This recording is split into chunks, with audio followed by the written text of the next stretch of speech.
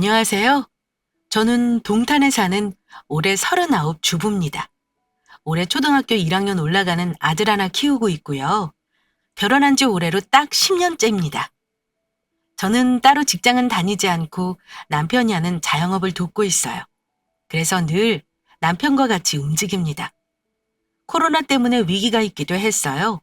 아마 대한민국 많은 자영업자분들 힘드셨을 겁니다. 그 힘든 시간 어떻게든 버텨내니 이런 사연을 보내는 날도 오게 되네요. 제 사연은 시가 식구들과 관련한 사연이지만 흔한 고부간의 갈등 얘기는 아닙니다. 시집 와서 시부모님에게 서운한 건 하나도 없었냐고 묻는다면 거짓말이겠죠. 하지만 저를 제일 힘들게 했던 건 시모가 아닌 남편의 형인 아주버님과 형님 내외입니다. 원래 우리나라는 형제끼리 차별받는 일도 흔하고 형님 동서지간 사이 안 좋은 일도 꽤나 많은 편이긴 합니다만 저는 속 좁고 심보 고약하게 쓰는 형님 내외랑 아예 인연 끊어버리고 사는 중입니다. 한 가지 미리 말씀드리자면 저는 결혼할 때부터 시부모님이 대놓고 장난만 더 챙기는 거 알면서 결혼한 사람입니다. 어느 집이든 첫째 장남 장녀에게 우선권이 있고 더 챙기게 되는 거 이해하기 때문에 남편이 형에 비해 도움 많이 못 받고 결혼한 거 이해는 했어요. 시댁은 아들만 둘인데 둘에게 전부 집 한 채씩 턱턱 해줄 정도로 넉넉한 집안이 아니거든요. 일단 장남이 잘 되어야 집안이 잘 돌아간다는 생각을 갖고 계신 시부모님 때문에 차남인 우리 남편은 학창 시절부터 어느 정도 형님과의 차별은 당연한 듯 감수하고 살아왔다고 들었습니다. 그렇다고 저희 시부모가 장남만 예뻐하고 저희를 홀대한 건 아닙니다. 남편은 아들 중에서도 딸 같은 노릇하는 그런 아들이라 시부모님과의 사이도 좋습니다. 제가 남편과 나이차도 좀 나다 보니 처음 시집 왔을 때 시부모님께서도 저를 아이처럼 예뻐해 주셨습니다. 제가 시집 와서 어머니한테 음식하는 걸 어깨너머로 많이 배웠는데요. 어머니는 제가 나물을 무쳐서 밥상에 내면 우리 둘째가 했구나. 맛있게 잘 무쳤네. 하시고 하다못해 찌개 하나를 끓여도 어떻게 이렇게 맛있게 만들었냐 하시며 신기해 하셨습니다. 제 입맛에 그닥 맛이 없어도 맛있다며 다 드시고요. 그런데 저를 예뻐해 주시는 건 딱 저만 있을 때 얘기고요. 시아주버님 부부가 같이 모일 때는 분위기가 조금 달라집니다. 저희 형님이 저보다 시댁에 3년 빨리 시집 왔는데 가족들 다 같이 모이면 시부모님이 약간 형님 눈치를 보시면서 저를 예뻐하시는 거 자제하는 게 느껴져요. 이건 처음부터 그랬던 건 아니고 사실 저 결혼하고 나서 초반에 사실 작은 해프닝이 있었거든요. 저 시집 오고 나서 첫 설날인가 그랬을 겁니다. 어머니는 새벽부터 일어나서 제사 준비하시느라 분주하셨고 제가 잠기가 밝아 어머니가 부엌에서 달그락거리는 소리에 잠이 깨는 바람에 새벽부터 어머니 일 거들어드렸어요. 형님은 그때 3살, 2살 연년생 아기들 케어하느라 힘드실 것 같아 어머니가 깨우지 않으셨어요. 아침에 분주하게 차례 지내고 늦은 아침을 먹는 중이었는데 제 밥그릇 앞으로 반찬이 변변치 않은 걸 시아버지가 보시고는 불고기를 제 밥그릇에 얹어주시기도 하고 생선살을 발라주시기도 하셨어요. 어머니는 형님이랑 같이 아이들 밥 먹이느라 정신이 없으셨죠. 그때 형님이 아버지가 저한테 반찬 챙겨주시는 걸 보더니 은근히 비꼬면서 아버님은 손주보다 둘째 며느리 맛있는 거 못 먹을까 봐 걱정되시나 봐요? 이렇게 말씀하시면서 숟가락을 탁 하고 밥상 위에 내려놓으시더라고요. 저는 깜짝 놀라 아무 말 못하고 있었는데 그걸 본 어머니가 얘 큰애야. 너 어디서 버릇없이 어른 앞에서 숟가락을 그렇게 내려놓니? 애들이 다 보고 배운다. 하시며 싫은 소리를 좀 하셨습니다. 그런데 형님은 아랫동서 보는 데서 시부모에게 꾸지람을 들은 게 굉장히 자존심이 상했던 모양입니다. 갑자기 눈물을 뚝뚝 흘리시면서 그동안 부모님한테 서운했던 속내를 막 털어놓더라고요. 이 말 저 말 많이 하긴 했지만 제가 듣기론 핵심은 딱 이랬어요. 본인은 시집 일찍 와서 애 둘 바로 낳고 사느라 힘든데 시부모님이 둘째 며느리만 예뻐한다고요. 그런데 부모님은 형님에게 싫은 소리 안 하고 살살 달래시더라고요. 옆에 아주버님은 자기 마누라 역성까지 들면서 자기 와이프가 힘든지 눈물이 많다고 이해하라는 말을 하길래 왜 제가 미안해야 하는 건지 모르겠지만 그냥 죄송하다 하고 넘어갔습니다. 그런데 그 일 이후에 형님이 시부모님 안 보는 곳으로 저를 조용히 부르시더니 저한테 이런 말을 하네요. 동서, 사실 내가 질투가 좀 많아. 그건 동서가 이해해주라. 그동안 나랑 우리 애들이 관심 독차지하고 살다가 동서가 들어와서 잠시 내 눈이 뒤집혔나 봐.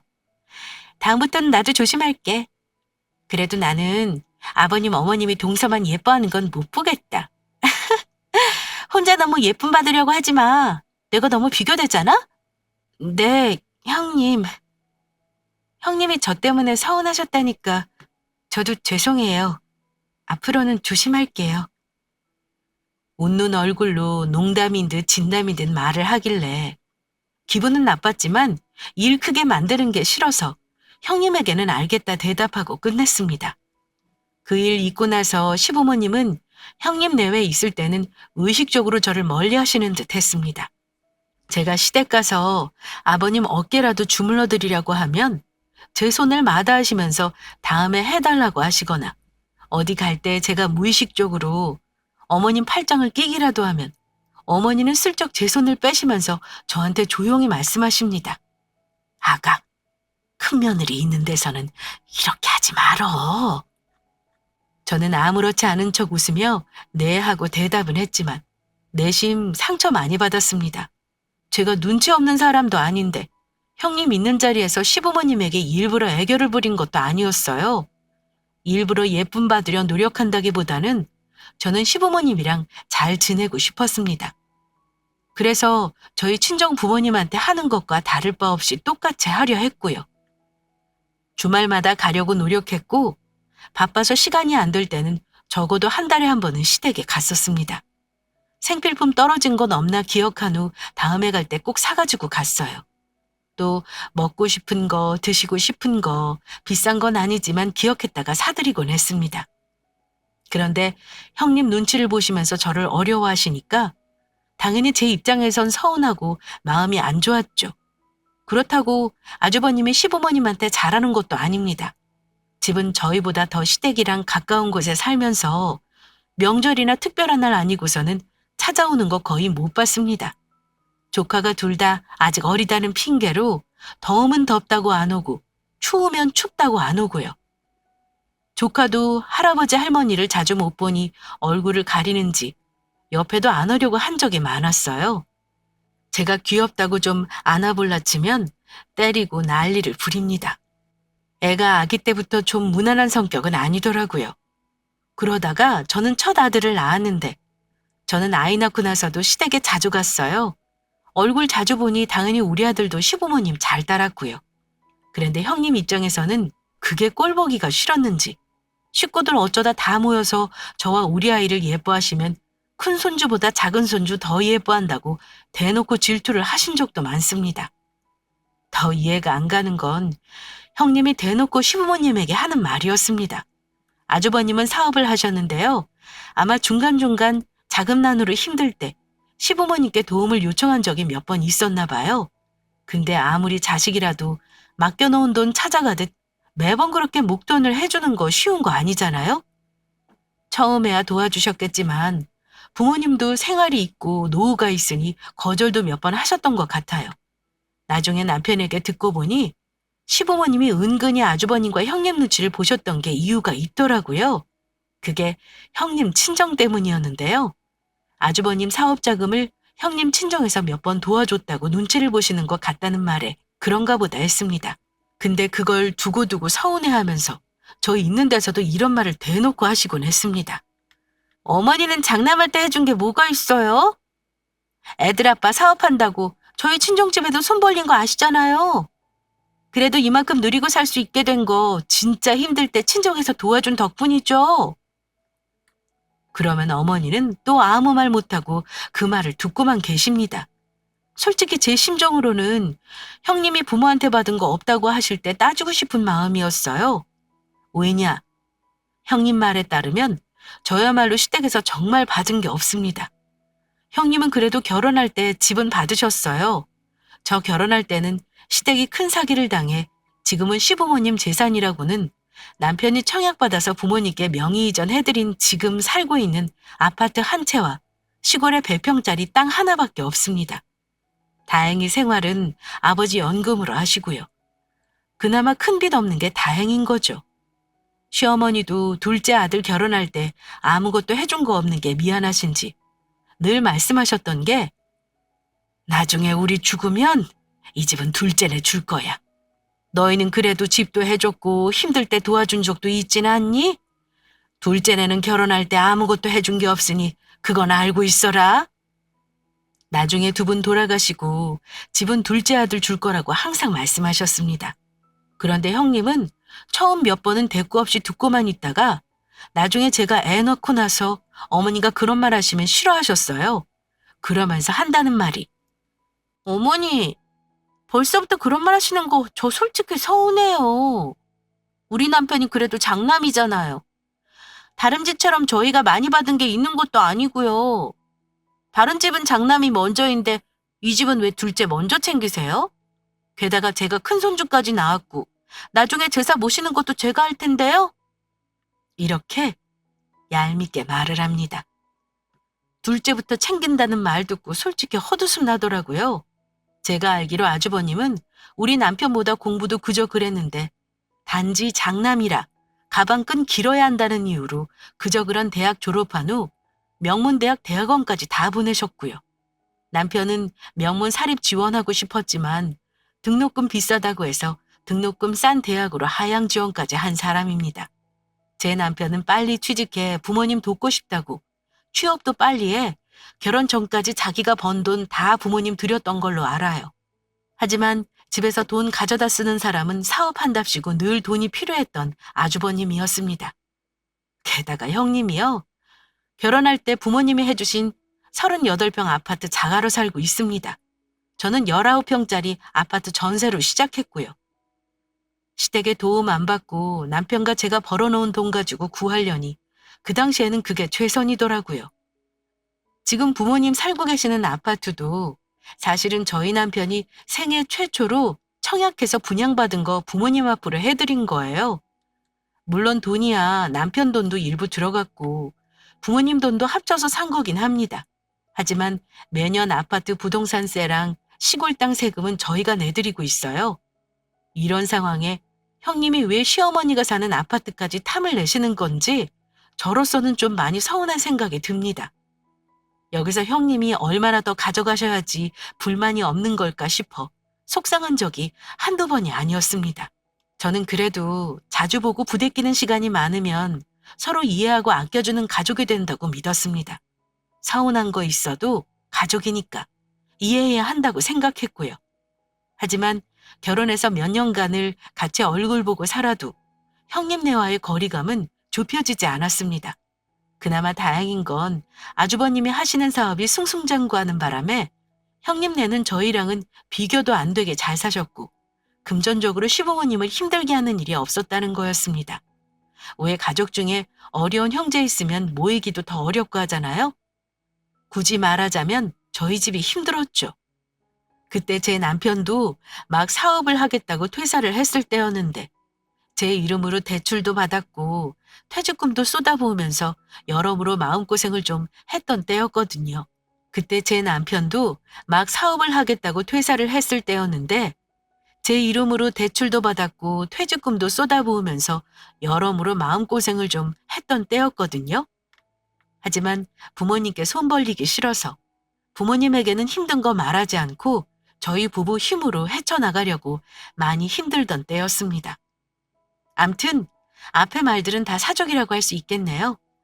왜냐하면 더 큰 문제는 저희 아이들과 형님네 아이들이 점점 커가면서 일어났으니까요.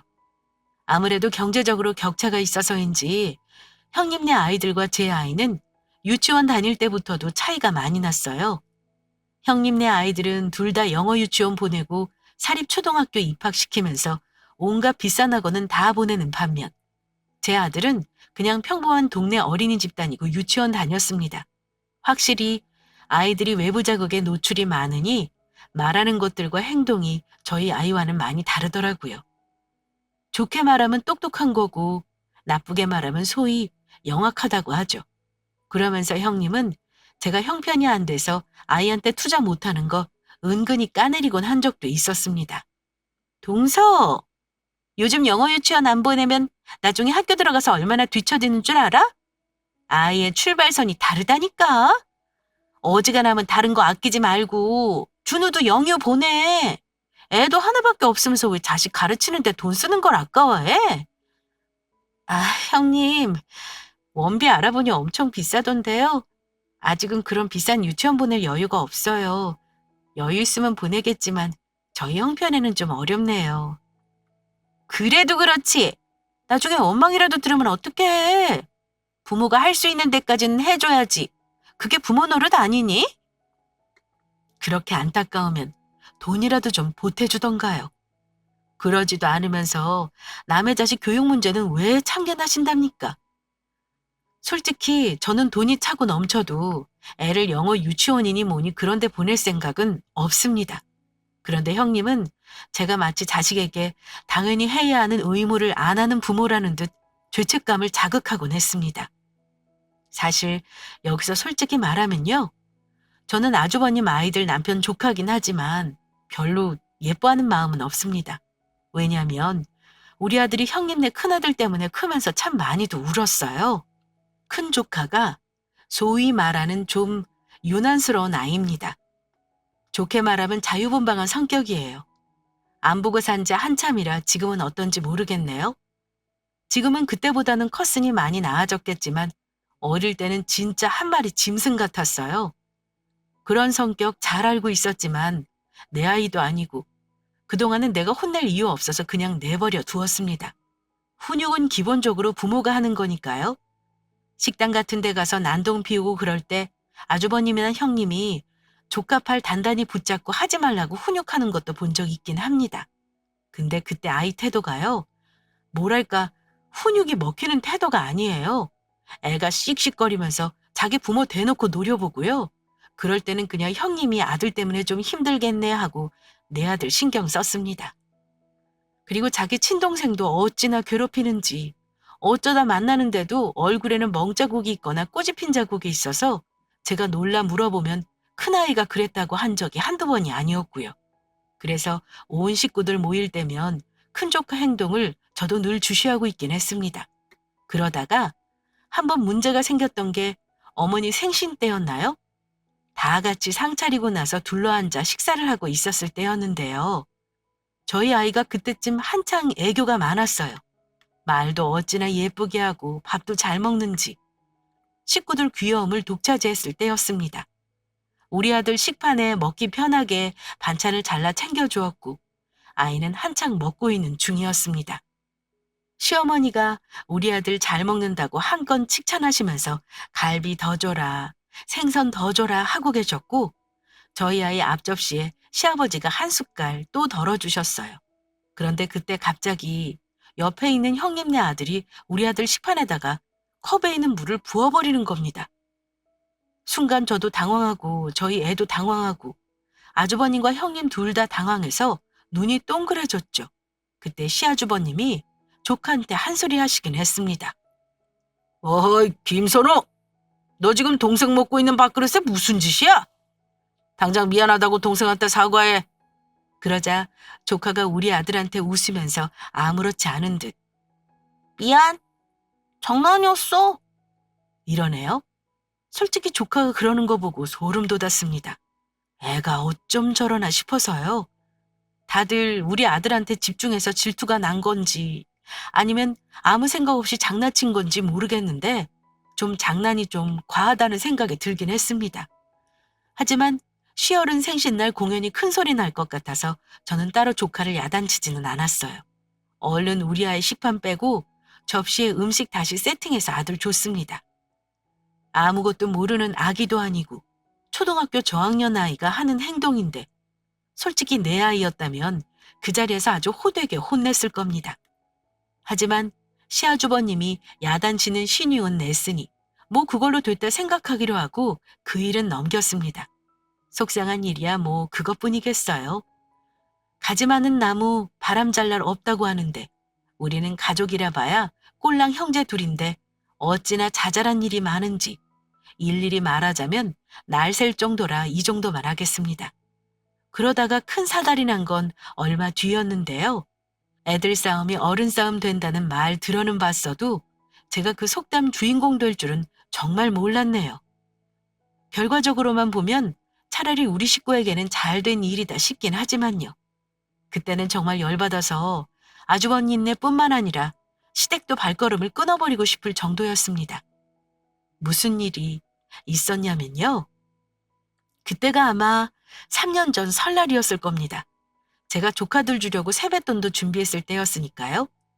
설날 전날 저는 형님보다 조금 일찍 도착해서 이미 전이랑 나물이랑 차례 지낼 때 음식은 어지간히 해놓았습니다. 그리고 오후 다 돼서야 형님이랑 조카들이 왔더라고요. 아이들 배고프다길래 부쳐놓은 동그랑땡이랑 잡채랑 챙겨주고 저는 어머니랑 모자란 거 장 좀 보려고 집을 나섰습니다. 형님이 일찍 와서 음식 같이 못한 게 조금 미안하신지 같이 가자고 하더라고요. 동서, 음식 천천히 하지 그랬어. 내가 와서 같이 하려고 했는데 다 해놓으니까 너무 미안하잖아. 암튼 마트는 같이 가. 늦게 온 사람이 짐꾼이라도 해야 마음이 편하겠다. 형님도 참 그냥 집에서 쉬고 계세요. 제가 어머니랑 같이 얼른 다녀올게요. 살 것도 많이 없는걸요? 근데 굳이 같이 가자고 하시길래 그러자 하고 주차장에 내려왔어요. 그런데 형님이 스마트 키로 차 문을 딸깍 하고 여는데 세상에 차를 바꾸셨더라고요. 그것도 아주 비싼 외제차로요. 저도 어머니도 당연히 놀랐죠. 어머, 형님 차 바꾸셨어요? 이거 엄청 비싼 차 맞죠? 요즘 아주버님 돈 잘 버신다더니 좋으시겠어요, 형님. 저 이렇게 좋은 차 처음 타봐요. 이거 신발 벗고 타야 하는 거 아니에요? 저는 짐짓 너스레를 떨며 형님 기분 좋은 말을 했습니다. 그러자 형님이 저한테 이렇게 자랑을 하시더라고요. 원래 타던 차가 오래됐기도 했고 맘먹은 김에 오래 타자 싶어서 무리 좀 했어. 벤츠도 다 같은 벤츠 아닌 거 알지? 동네 주변에 이거 타고 다니는 사람은 아마 없을걸? 아무튼 우리 형님도 겸손을 몰라도 너무 모르는 분입니다. 제가 추켜 세운다고 말을 또 저렇게 얄밉게 하더군요. 저야 뭐 원래 형님이 말 저렇게 하는 거 알고 있으니 이젠 아무렇지도 않더군요. 그런가 보다 하고 어머니랑 차에 타서 연신 감탄만 했습니다. 비싼 차가 좋긴 하더라고요. 아주버님 사업 잘 돼서 좋은 차 타는데 가족으로서 좋은 마음이었습니다. 그런데 어머니는 형님한테 걱정 어린 말씀을 하시더라고요. 사업이라는 게 언제고 마냥 잘 되는 것만 생각하면 안 되는 거야. 그럴 때 미리 빚도 좀 갚고 저축을 많이 해놔야지. 버는 대로 족족 쓰다가 나중에 힘들어지면 후회한다. 어머니 말씀 당연히 일리 있는 말이죠. 그런데 형님은 잔소리를만 생각하셨는지 어머니, 저도 그동안 힘들다가 이제 남편 덕보는 건데 이깟 차 하나 바꿨다고 저한테 싫은 소리 하시게요? 그런 건 저희가 알아서 할 테니 걱정 마셔요. 내가 큰애한테 들은 소리가 있어서 그래. 너희 골프 치러 다니는 것도 돈이 그렇게 많이 든다며.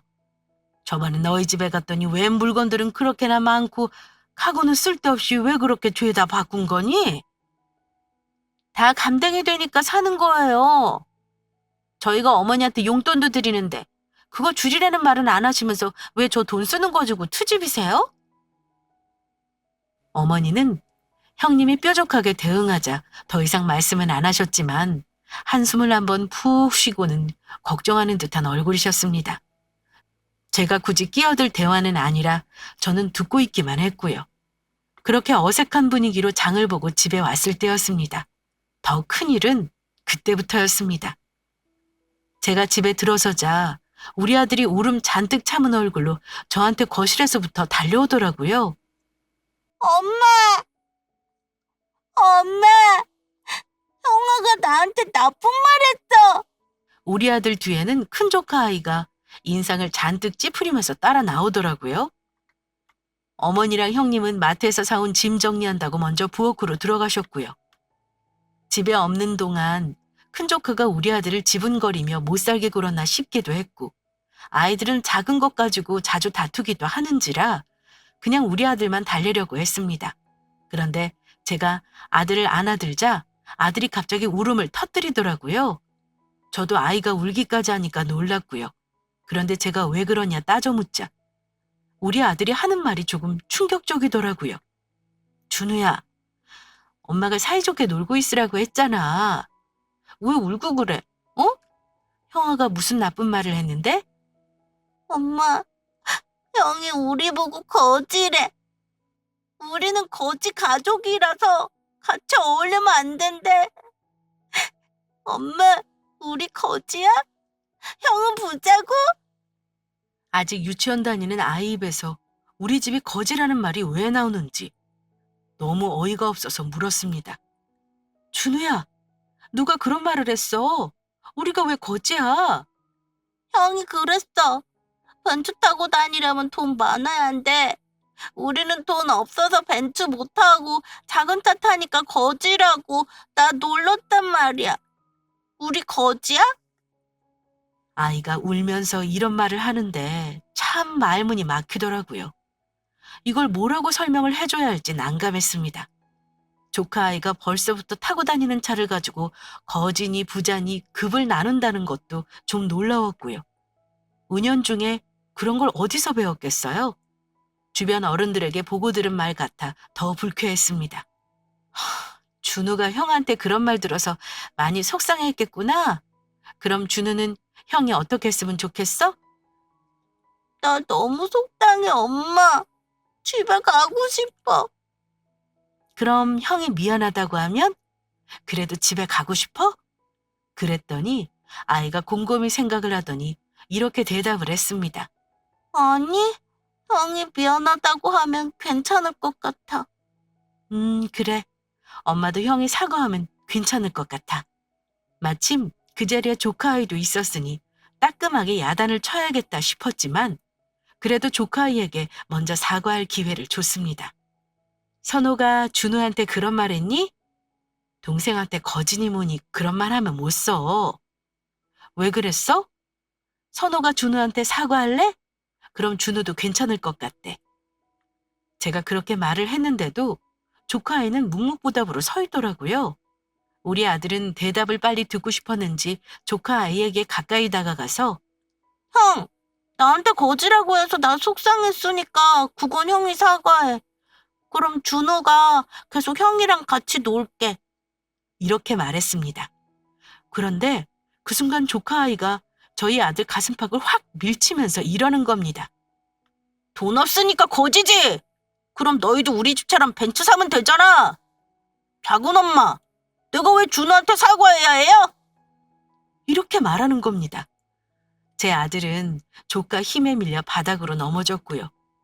그때는 저도 정말 화가 나더라고요. 그래서 저도 이번에는 좀 따끔하게 혼내야겠다 싶었습니다. 김선호, 그런 말 하는 거 아니야. 작은 차 타고 다닌다고 거지라니. 돈 없다고 사람한테 거지라고 놀리면 되겠어? 그렇게 놀리는 사람 마음이 더 거지인 거야. 선호 다른 데 가서 친구들한테도 그런 식으로 말하면 안 돼. 돈이 많고 적은 걸로 사람을 판단하면 되겠어? 선호는 작은 차 타고 다니는 사람은 거지니까 같이 안 놀 거니? 그런 말 하면 안 돼. 알겠지? 제가 단호하게 말하자 조카도 울먹거리더니 이내 울음을 터뜨리더라고요.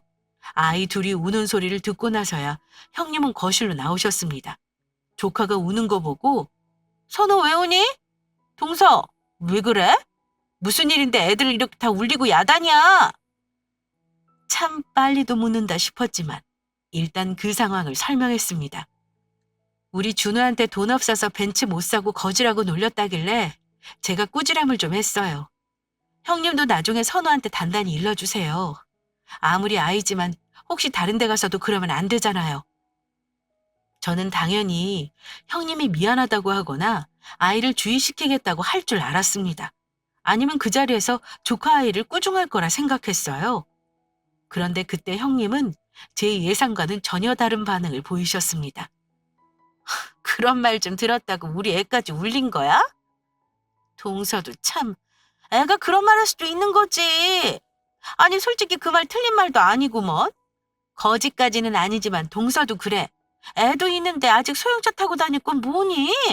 애들도 다 보는 눈이 있어서 그런 거라고. 그러니까 다른 데 가서 그런 말을 듣기 싫으면 이참에 차를 바꿔. 저와는 아예 문제를 보는 관점이 다른 분이셨죠. 자기 아들이 지금 어떤 잘못을 했는지도 모르는 듯 했습니다. 형님, 지금 문제가 그게 아니잖아요. 그럼 형님도 선호처럼 우리 집이 거지같이 못 살아서 소형차 타고 다닌다고 생각하시나 보네요? 지금 보니 선호가 왜 그런 말을 했는지 알겠네요. 그게 다 형님 보고 배워서 그런 거죠? 뭐? 동서, 지금 뭐라 했어? 어디 시댁에서 지금 큰 소리를 내니? 조용히 못해? 그때 남편도 거실로 나와 저와 형님이 싸우는 걸 봤습니다. 시부모님도 당황하신 상황이었고요. 형님이 이러는 거 보니 더 이상 말씀드릴 것도 없네요. 저도 우리 아이 상처받는 거 싫어요. 저 이만 가보겠습니다. 준우야, 엄마랑 집에 가자. 남편이 그런 저를 보더니 주섬주섬 옷을 입고 아이 짐을 챙겼고요. 어차피 시간도 저녁 9시 다 되어가던 때라서 딱히 뭐 기분 나빴네 어쨌나 할 거 없었고 원래 집에 갈 시간이기도 했어요. 아주버님 내외랑 시부모님께도 인사 공손해드리고 시댁에서 나왔습니다. 근데 문제는 집에 가는 중에 형님이 저에게 전화를 하셨더라고요. 늦게라도 사과하시려는 건가 하는 생각에 전화를 받았는데 형님은 제가 전화를 받자마자 다짜고짜 소리부터 지르셨습니다.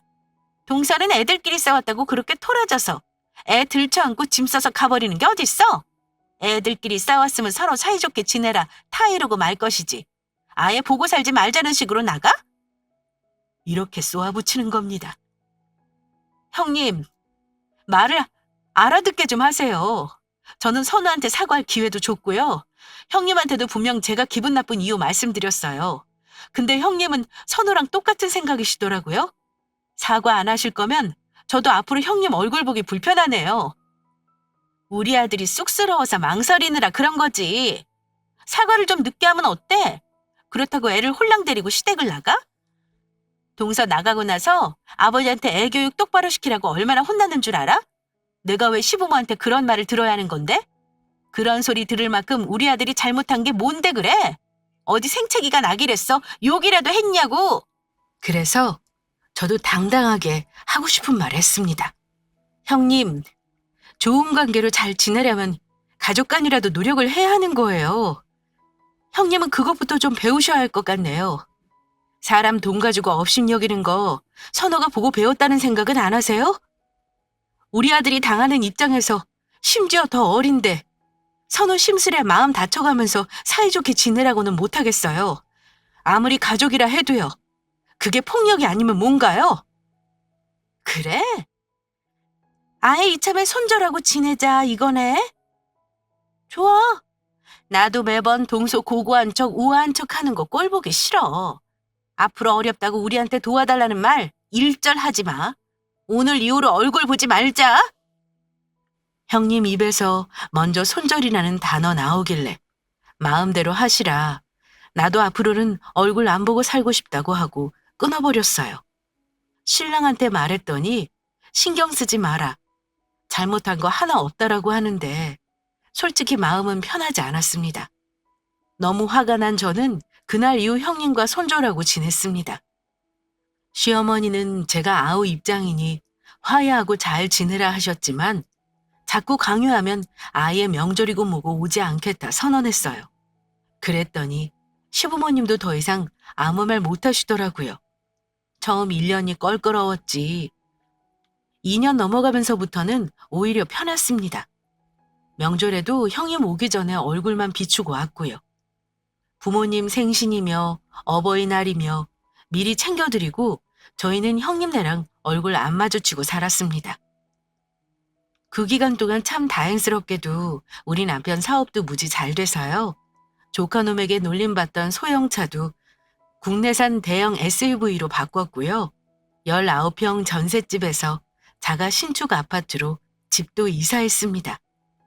그리고 최근까지도 아주버님 가족과는 안 보고 지냈어요. 그런데 최근 몇 달 전 아주 황당한 일이 있었습니다.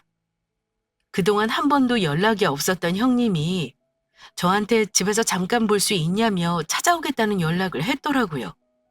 이게 또 난감한 것이 연 끊고 지낸 가족에게 오지 마라 하는 것도 쉬운 건 아니더라고요. 게다가 형님이 꼭 얼굴 보고 얘기를 해야 한다며 우리 남편도 같이 봤으면 좋겠다는 겁니다. 몇 년 전 일을 지금 와서 설마 사과하려나 싶었지만 형님 성격에 절대 그럴 위인이 아니라 의아하기만 했습니다. 그런데 궁금증은 아주버님 내외가 우리 집에 직접 찾아와 하는 말을 듣고 나서 해결이 되었네요. 어색한 분위기에 그동안 잘 지냈냐는 인사만 겨우 꺼냈는데 형님이 저한테 부탁 좀 하자며 한다는 말이 이랬습니다. 동서, 어머니한테 전해 들으니 서방님 사업 엄청 잘 되고 있다며? 집도 이런 좋은 데로 이사한 거 보니까 정말 요즘 잘 나가나 보다. 사실 우리가 지금 많이 어려워. 코로나 때문에 사업이 갑자기 힘들어져서 여기저기 빚 막느라 정신이 없었어. 지금 주택담보대출도 제대로 못 갚고 있어서 잘못하면 집까지 넘어갈 것 같아. 집이 팔려야 돈을 갚을 텐데 요즘 집값 떨어져도 사는 사람이 없다잖아. 오죽하면 내가 여기 와서 동서한테 도와달라고 그러겠어? 우리 급한 대로 한 5천만 원 정도만 좀 빌려줄 수 있을까? 그래요, 재수씨. 현수야, 형 좀 도와줘라. 네 조카들이랑 우리 가족 길바닥에 앉을 수는 없잖아. 우리 지금 차도 팔고 골프 채고 뭐고 돈 되는 건 다 팔아서 수중에 남은 게 없어. 기껏 한다는 말이 결국은 돈 빌려달라는 말이었죠. 형, 대체 뭐 하느라 사업하는 사람이 돈이 없어? 아니 그동안 집도 넓히고 차도 사고 다 했잖아. 그렇게 흥청망청 버는 족족 쓰더니 아무 대책도 없었던 거야? 미안한데 형, 우리도 갑자기 그런 큰 돈은 없어. 그럼 대출이라도 해서 주면 안 돼? 매달 갚을 돈은 줄게. 우리 지금 둘 다 대출도 다 막혀버린 상황이야. 그 말을 어떻게 믿어? 그러다 우리 대출 못 갚으면 다 뒤집어 쓰라는 거잖아. 남편은 딱 잘라 거절했고 저 역시 고개를 저었습니다. 그런 큰 돈 없기도 하고요. 설사 있다 해도 저는 빌려줄 생각 없어요. 돌려받는다는 보장도 없는 거 아닌가요? 그랬더니 형님은 그 말에 또 자존심이 상했나 봅니다. 돈 빌리러 온 사람이 마지막 자존심은 있었는지. 설마 동서 몇 년 전 일로 아직까지 꽁하고 있는 건 아니지? 사람이 뭐 그리 속이 좁아? 애들이 다툰 일로 계속 이렇게 가족끼리 나몰라라고 살 셈이니? 이러시는데 순간 저도 잊혀가던 일이 갑자기 떠오르면서 열이 확 받더라고요. 네, 형님. 저 속이 참 좁은 사람인가 보네요. 이럴 때만 가족인가요? 형님 그때 돈 없으면 거지라고 하셨죠? 지금은 형님네가 돈 없으니 그럼 형님네가 거지인 셈이네요? 아무튼 저희는 돈 빌려드릴 생각 없어요. 저는 돈 없는 거지들하고 상종하기 싫어서요. 할 말 다 하셨으면 이만 돌아가 주세요. 하고 쏘아붙여 버렸습니다. 형님 내외는 제 말 듣고 열은 받는데 아쉬운 말은 입장인지라 얼굴만 벌개져서는 어쩔 줄을 모르더라고요. 남편도 순하던 제가 독한 말 하는 거 보고 조금 놀란 듯 보였습니다. 형, 형수님, 다시 말하지만 우리는 돈 없어요. 우리 와이프 마음 풀리는 게 먼저인데 몇 년 전에 그 일로 저희도 무지하게 속상했던 건 맞아요. 아무튼 여전히 사과 없이 그 일을 아무렇지 않게 생각하는 거 참 실망이네요. 돌아가 주세요. 이렇게 말하고 두 사람 내보냈습니다. 형님 내외 그렇게 내보내고 나서 뭔가 속이 시원하기도 한데 가슴이 벌렁거리기도 하더라고요. 그래도 몇 년 전 형님에게 상처받은 일에 대한 복수는 했다 싶어 속은 후련했습니다. 제가 너무 심했나 싶기도 했는데 남편은 오히려 저한테 말 한번 시원하게 잘했다고 했고요. 돈 빌려줄 생각 전혀 없다고 아마 앞으로는 못 찾아올 거라고 하더라고요. 미리 가족 간 돈 문제는 싹을 잘라버리는 게 좋다면서요. 그렇게 돌아가고 나서 형님은 몇 번 저한테 문자랑 전화로 아쉬운 말을 하긴 했지만 저는 못 본 척하고 있습니다. 시어머니 말로는 집 넘어가면 같이 살 각오도 하고 있다고 하시더라고요. 만약 그렇게 되면 저는 시댁에도 당분간은 발길 끊을까 생각 중입니다. 저보고 못됐다, 너무 냉정하다 하시는 분도 있을 겁니다. 하지만 굳이 사람에 대한 예의가 없는 인간과는 가족으로 지내고 싶지 않다는 결심입니다. 먼 훗날 부모님이 돌아가신다면야 어쩔 수 없이 봐야겠지만 지금은 이렇게 지내는 게 좋습니다. 다른 구독자분들 생각은 어떠신가요? 제가 결정한 게 현명한 일이겠죠? 혹여 제 생각이 틀렸다 생각하신다면 아낌없는 조언 해주세요. 달게 받겠습니다. 저의 사연은 여기까지고요. 긴 사연 들어주신 구독자분들께 감사드리며 가정에 복잡한 일 없이 늘 평안하시길 바랍니다. 감사합니다.